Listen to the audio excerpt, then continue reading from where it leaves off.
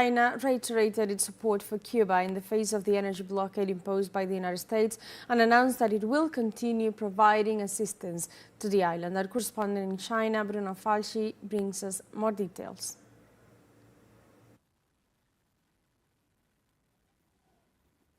Greetings, comrades. From Beijing, I came to inform you that the Chinese authorities have intensified their statements of political and diplomatic support for Cuba amidst the serious energy crisis stemming from the fuel embargo imposed by the United States against the island.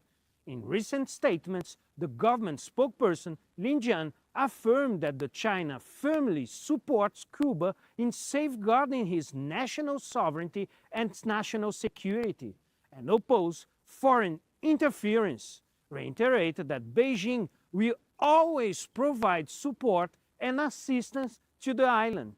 Let's hear now the words of the spokesperson.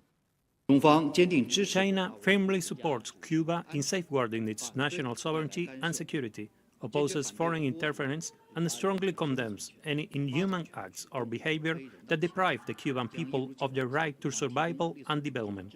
China, as always, will provide support and assistance to Cuba. Regarding the specific details of the assistance, both sides will negotiate through bilateral channels. In January, China had already sent 60,000 tons of rice and $80 million in emergency aid to Cuba, alleviating food shortage caused by the United States embargo.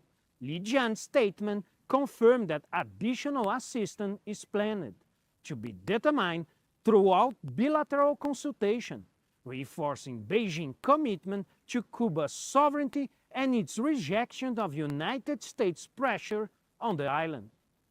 From here, Beijing, we go back with you in the studios. Barbados Labour Party claimed every seat in the House of Assembly, delivering yet another 30-0 mandate to Prime Minister-elect Mia Mottley and solidifying her dominance of the island's political landscape.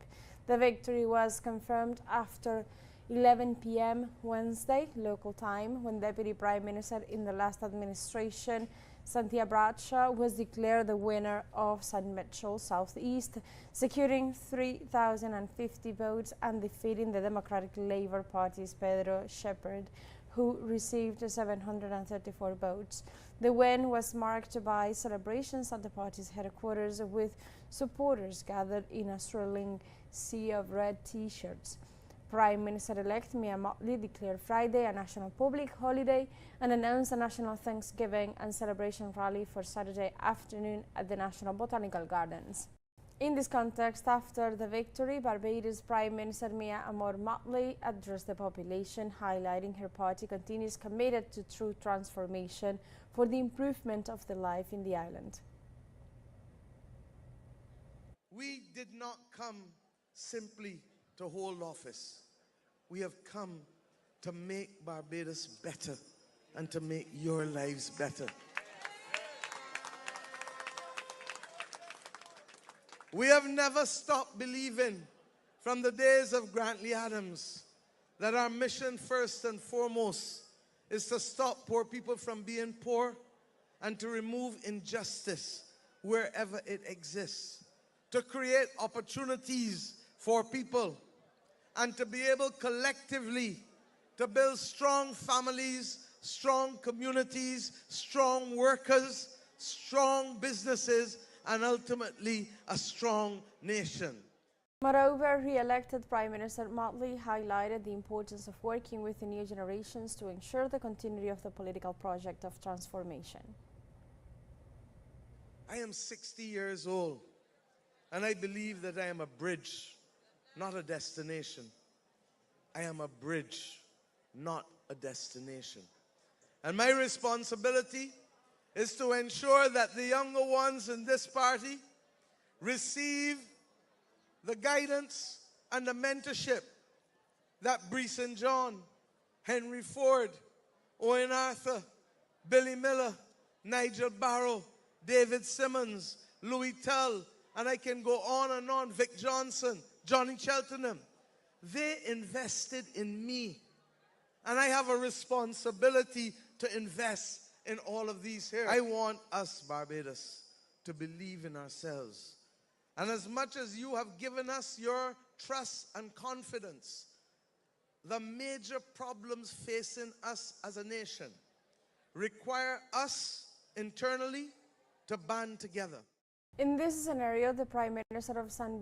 Kitts and Nevis, Dr. Terence Roux, addressed the outcome of Barbadian polls and congratulated Prime Minister Mia Mottley on the win. The leader took to his X account to share, "On behalf of the government and people of St. Kitts and Nevis, we extend warmest congratulations to Prime Minister Mia Mottley and the Barbados Labour Party on their successful election victory. This outcome reflects the confidence of the people of Barbados in your leadership and vision.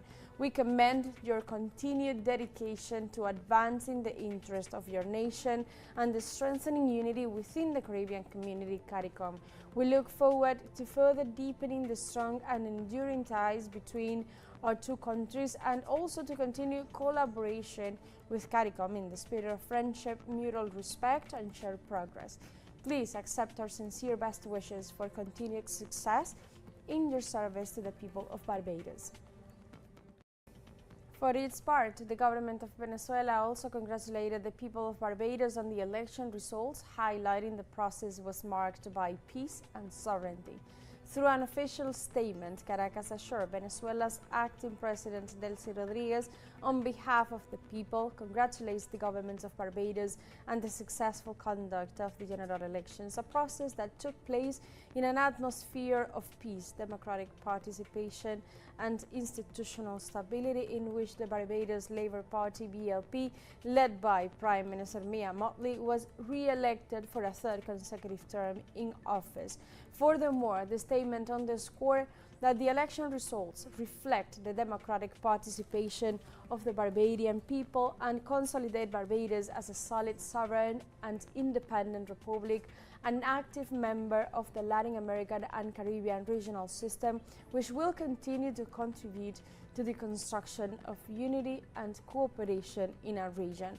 In this context, in the final remarks, the government of Venezuela reiterated its willingness to continue strengthening relations of friendship, mutual respect and cooperation with Barbados for the benefit of both brotherly peoples, the maintenance of peace and the promotion of regional union.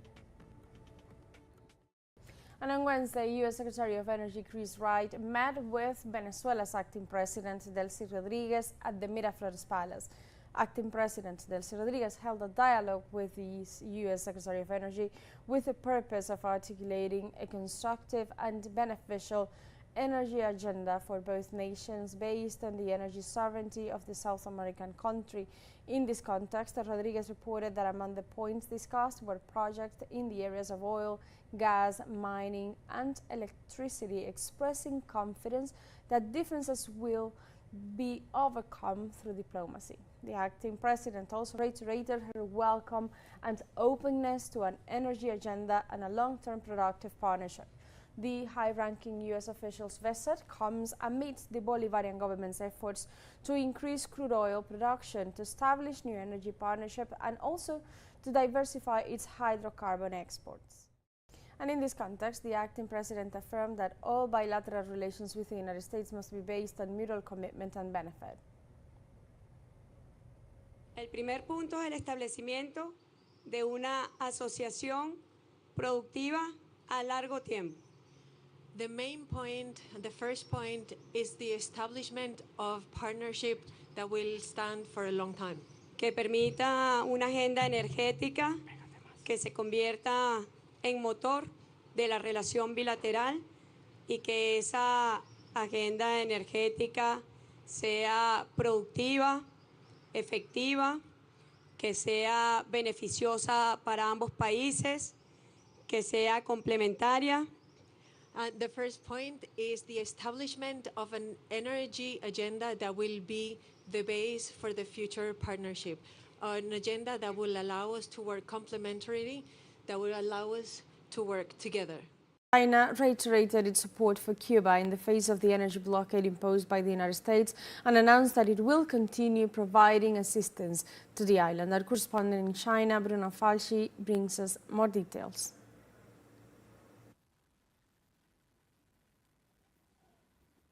Greetings, comrades. From Beijing, I came to inform you that the Chinese authorities have intensified